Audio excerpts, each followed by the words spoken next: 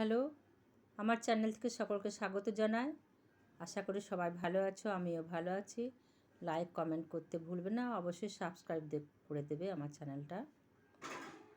না ভোলাভুলির বায়নাগুলো দেখে যাও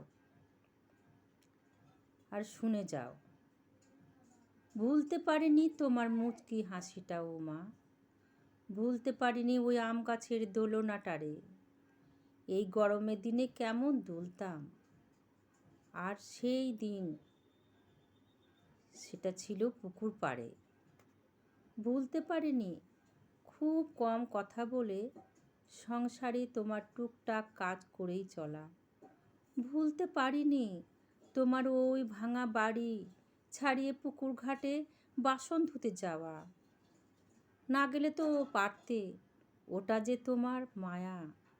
একটু মাটির চাতাল, সেটা তুমি রোজ ভোরেই গোবর দিয়ে লাতা দিতে।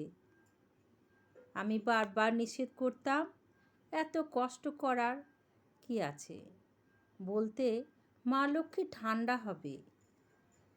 আর সেই গোবরের গন্ধটা আমার খুব ভালো লাগতো, মেঝেটাতে বসে জান জোড়াতো। এখন তো আমরা জানি প্রতিদিন হাই ব্লাড প্রেশারের ওষুধ খেতে হয়। তুমি জানতে না মা, তাই মাথার উপর একটা গামছা রাখতে আর ঘর সামলাতে। ভুলতে পারি না বাবার সাথে তোমার এত মিল। এমন পুরুষ কই, এখনও তো চোখেই পড়ে না।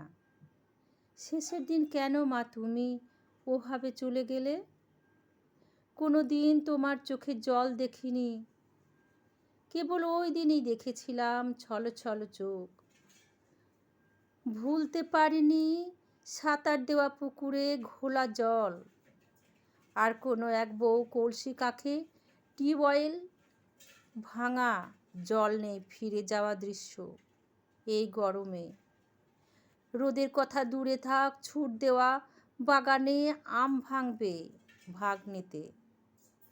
রাখাল গরু চড়িয়ে গোধূলি লগ্নে বাড়ি ফিরে আসছে, হাতে পাচন। এলোমেলো ছিল না গরুগুলো, ছিল এক লাইনে।